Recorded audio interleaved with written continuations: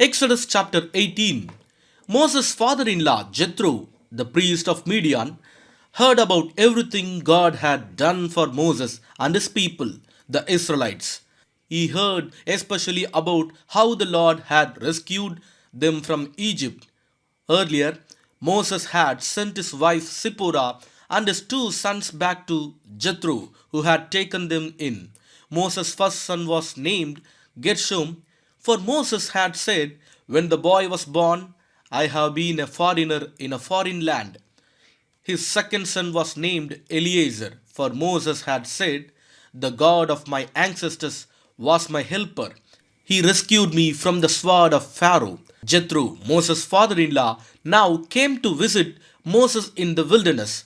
He brought Moses' wife and two sons with him, and they arrived while Moses and the people were camped near the mountain of God. Jethro had sent a message to Moses saying, I, Jethro, your father in law, am coming to see you with your wife and your two sons. So Moses went out to meet his father in law. He bowed low and kissed him. They asked about each other's welfare and then went into Moses' tent. Moses told his father in law everything the Lord had done to Pharaoh and Egypt on behalf of Israel. He also told about all the hardships they had experienced along the way and how the Lord had rescued his people from all their troubles. Jethro was delighted when he heard about all the good things the Lord had done for Israel as he rescued them from the hand of the Egyptians. Praise the Lord, Jethro said, for he has rescued you from the Egyptians and from Pharaoh. Yes, he has rescued Israel from the powerful hand of Egypt. I know now that the Lord is greater than all other gods because he rescued his people from the oppression of the proud Egyptians. Then Jethro, Moses' father in law, brought a burnt offering and sacrifices to God. Aaron and all the elders of Israel came out and joined him in a sacrificial meal in God's presence. The next day, Moses took his seat to hear the people's disputes against each other. They waited before him from morning till evening. When Moses' father in law saw all that Moses was doing for the people, he asked, what are you really accomplishing here? Why are you trying to do all this alone while everyone stands around you from morning till evening? Moses replied, because the people come to me to get a ruling from God. When a dispute arises, they come to me, and I am the one who settles the case between the quarreling parties. I inform the people of God's decrees and give them his instructions. This is not good, Moses' father in law exclaimed. You are going to wear yourselves out, and the people too. This job is too heavy a burden for you to handle all by yourself. Now listen to me, and let me give you a word of advice. And may God be with you. You should continue to be the people's representative before God, bringing their disputes to Him. Teach them God's decrees and give them His instructions. Show them how to conduct their lives. But select from all the people some capable, honest men who fear God and hate bribes.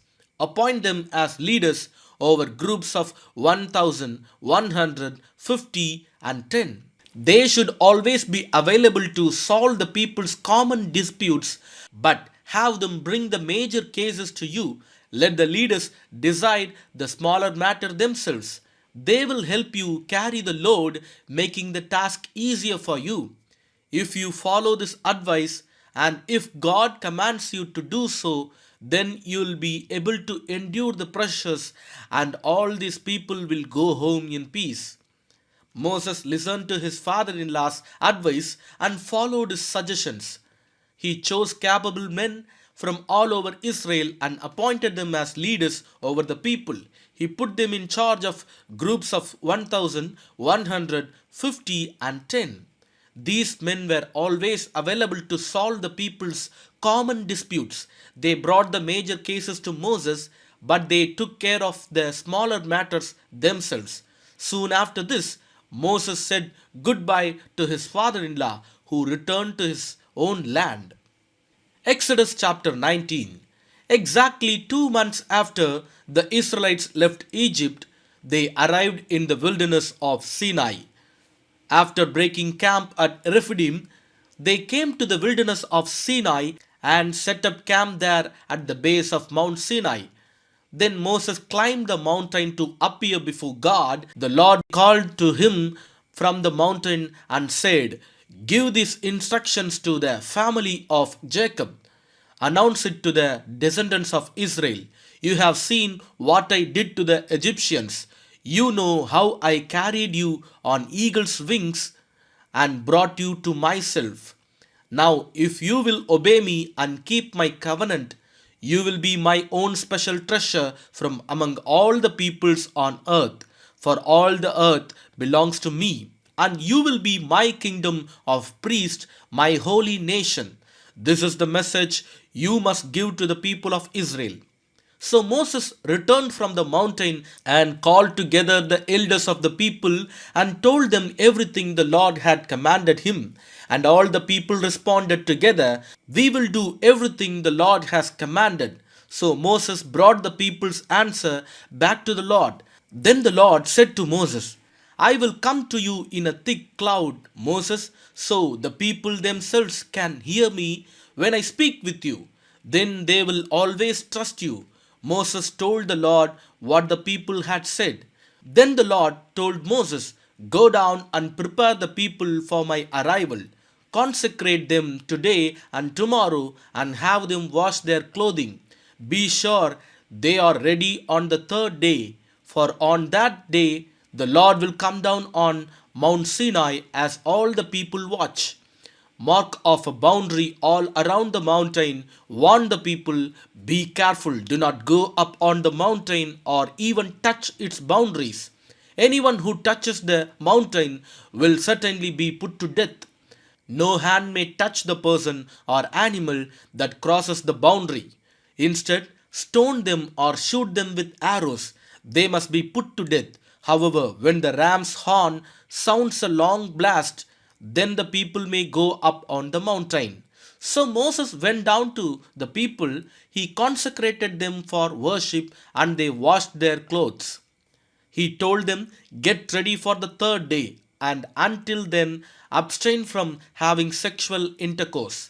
On the morning of the third day, thunder roared and lightning flashed, and a dense cloud came down on the mountain. There was a long, loud blast from a ram's horn, and all the people trembled. Moses led them out from the camp to meet with God, and they stood at the foot of the mountain. All of Mount Sinai was covered with smoke because the Lord had descended on it in the form of fire. The smoke billowed into the sky like smoke from a brick kiln, and the whole mountain shook violently. As the blast of the ram's horn grew louder and louder, Moses spoke, and God thundered his reply. The Lord came down on the top of Mount Sinai and called Moses to the top of the mountain. So Moses climbed the mountain. Then the Lord told Moses, "Go back down and warn the people not to break through the boundaries to see the Lord, or they will die. Even the priests who regularly come near to the Lord must purify themselves so that the Lord does not break out and destroy them." But Lord, Moses protested, "The people cannot come up to Mount Sinai. You already warned us. You told me, mark off a boundary all around the mountain to set it apart as holy." But the Lord said, "Go down and bring Aaron back up with you. In the meantime, do not let the priest or the people break through to approach the Lord, or he will break out and destroy them." So Moses went down to the people and told them what the Lord had said. Exodus chapter 20. Then God gave the people all these instructions. "I am the Lord your God who rescued you from the land of Egypt, the place of your slavery. You must not have any other God but me. You must not make yourselves an idol of any kind or an image of anything in the heavens or on the earth or in the sea. You must not bow down to them or worship them. For I, the Lord your God, I am a jealous God who will not tolerate your affection for any other gods. I lay the sins of the parents upon their children. The entire family is affected, even children in the third and fourth generations of those who reject me. But I lavish unfailing love for 1,000 generations on those who love me and obey my commands. You must not misuse the name of the Lord your God. The Lord will not let you go unpunished if you misuse his name. Remember to observe the Sabbath day by keeping it holy. You have 6 days each week for your ordinary work, but the seventh day is a Sabbath day of rest dedicated to the Lord your God. On that day, no one in your household may do any work. This includes you, your sons and daughters, your male and female servants, your livestock, and any foreigners living among you. For in 6 days the Lord made the heavens, the earth, the sea, and everything in them. But on the seventh day he rested. That is why the Lord blessed the Sabbath day and set it apart as holy. Honor your father and mother. Then you will live a long, full life in the land the Lord your God is giving you. You must not murder. You must not commit adultery. You must not steal. You must not testify falsely against your neighbor. You must not covet your neighbor's house. You must not covet your neighbor's wife, male or female servant, ox or donkey, or anything else that belongs to your neighbor. When the people heard the thunder and the loud blast of the ram's horn, and when they saw the flashes of lightning and the smoke billowing from the mountain, they stood at a distance, trembling with fear. And they said to Moses, "You speak to us, and we will listen. But don't let God speak directly to us, or we will die." "Don't be afraid," Moses answered them, "for God has come in this way to test you, and so that your fear of him will keep you from sinning." As the people stood in the distance, Moses approached the dark cloud where God was. And the Lord said to Moses, "Say this to the people of Israel: You saw for yourselves that I spoke to you from heaven. Remember, you must not make any idols of silver or gold to rival me. Build for me an altar made of earth and offer your sacrifices to me, your burnt offerings and peace offerings, your sheep and goats and your cattle. Build my altar wherever I cause my name to be remembered, and I will come to you and bless you. If you use stones to build my altar, use only natural, uncut stones. Do not shape the stones with a tool, for that would make the altar unfit for holy use. And do not approach my altar by going up steps. If you do, someone might look up under your clothing and see your nakedness. Proverbs chapter 2. My child, listen to what I say, and treasure my commands. Tune your ears to wisdom and concentrate on understanding. Cry out for insight and ask for understanding.